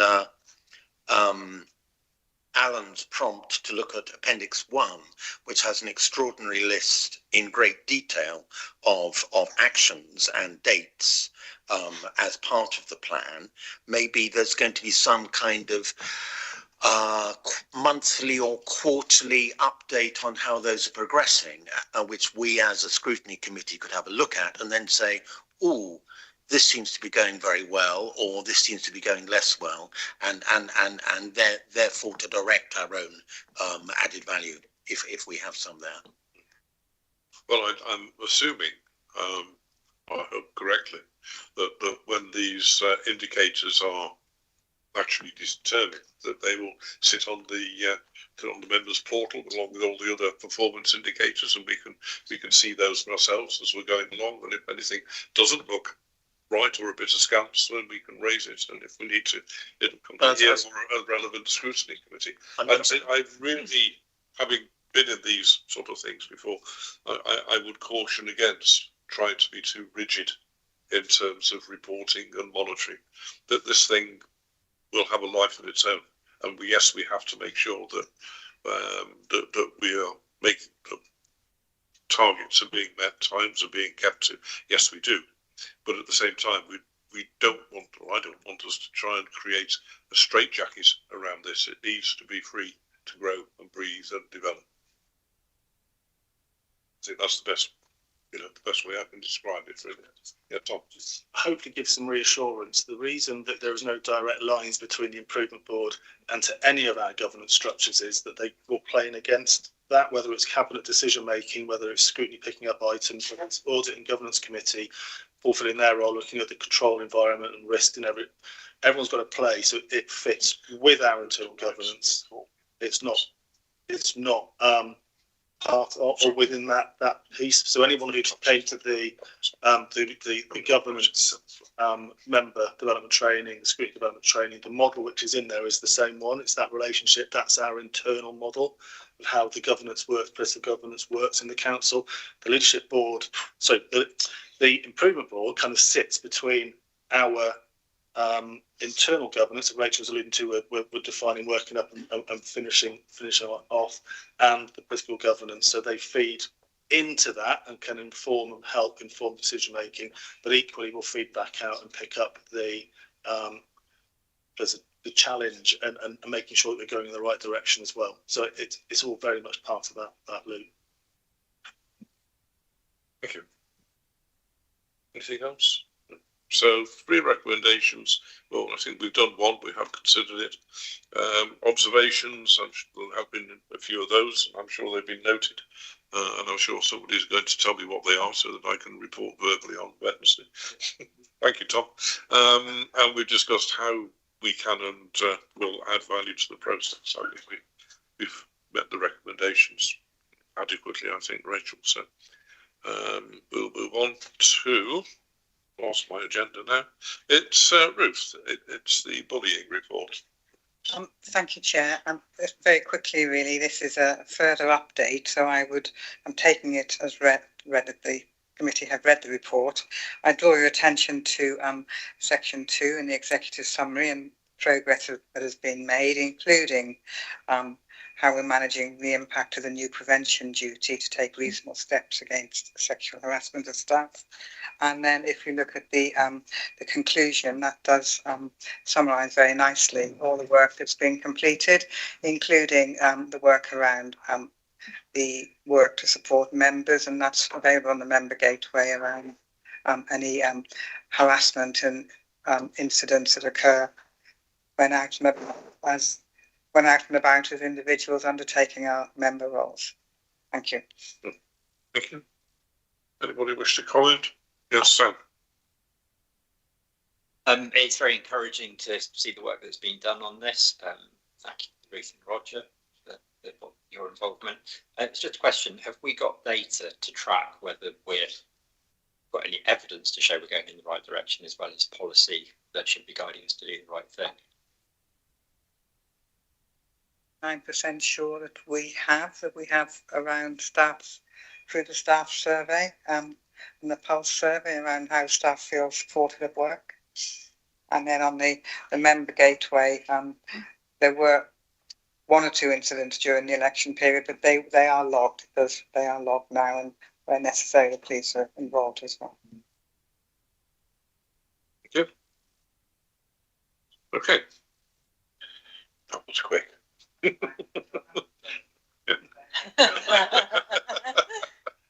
Yeah, okay, thank you very much. Item 10 then, the work programme. That's really, we've added, haven't we, just... we have got an additional meeting in that's yeah, not I know, showing. yes, it's okay. We've added something, haven't we, thanks to Chris. Onto our list of things to do. Otherwise, it's there. It's all pretty straightforward, and it's all running to plan. The budget scrutiny task and finish group realistically shouldn't be trying to do anything until the 26th budget's been put to bed. So I think we'll be looking for that to kick in towards the end of February. Not on there, but also. An important piece of work is the future of scrutiny and how scrutiny is going to fit in to the work of the council going forward. We have something called a scrutiny chairs group, which, as the name suggests, is the chairs, vice chairs of all the scrutiny committees, cross chair and vice chair of audit, and group leaders have been talking about this and avoiding duplication of efforts and all the fact that we need to concentrate on what we're doing. And they've very kindly given me the task of not having a task and finish group, but coming up, talking to everybody and coming up with some suggestions for how we might improve the work of scrutiny going forward. This administration tells me that they are very keen for scrutiny to work in the way that it was intended to work, rather than the way that it has been working over the the past few years.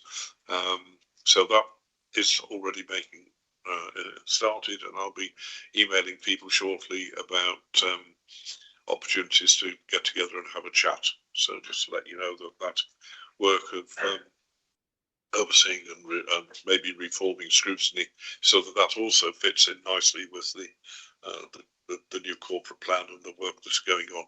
Otherwise, we just want everything to be going in the right direction, and nobody duplicating efforts, because we're desperate for resources, and the last thing we want is jobs being done twice. So just sort of throw that in, and I've just been reminded that the date of next meeting is not as printed on there. It is now Monday the 19th of January at 10 a.m. and I look forward to 2 p.m. Sorry? Oh, it's 2 p.m. Is it? Sorry. Oh, of course there is. Yes, at 2 p.m. So apologies for that. Yes, it's at 2 p.m. So try and stay awake during that one. No heavy lunches beforehand. Malcolm. Yeah, sorry, can I just make a comment on the additional meeting? Yeah. I'm not going to call it a complaint, but just an observation. Putting in an extra meeting at relatively short notice. I'm not quite sure what the agenda is, because there's nothing on the future. It's the budget. Plan. It's the budget. Is it? Okay, but my comment is, just putting more meetings in doesn't always help. This is those of us who are working full time. Yeah, Malcolm. The 9th of February. I mean, maybe we have to cross that one off, but the 9th of February is too late for us to scrutinise the budget properly.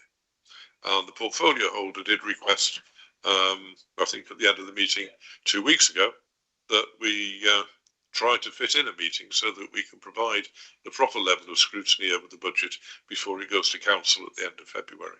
So that's the reason for it, and that's only going to be the only item on the agenda, as far as I'm aware, unless we decide to scrap the 9th of February.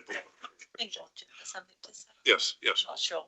I wasn't sure if we're still live, but yeah, it is my request, because scrutiny input is useful. Yeah. Will be useful. So I don't know how long the meeting will be, but that's the aim of it, to look at the budget and to give a chance to hear other views. Yeah, because you'll have heard me say many times already that meeting 2 days before cabinet is a complete waste of time. So we will meet on the 19th of January. And apologies if that's upset anybody's diaries, but you can always find substitutes. Yes. Anyway, thank you very much for today. I think it's been a really, really good meeting. It's always nice to have a lot of participation, and we've certainly had that. Safe journeys home. Thank you very much. Oh, I won't see you at council meeting, so have a happy Christmas too. Oh gosh, no, it's the first happy Christmas I've had. Well, we are in December.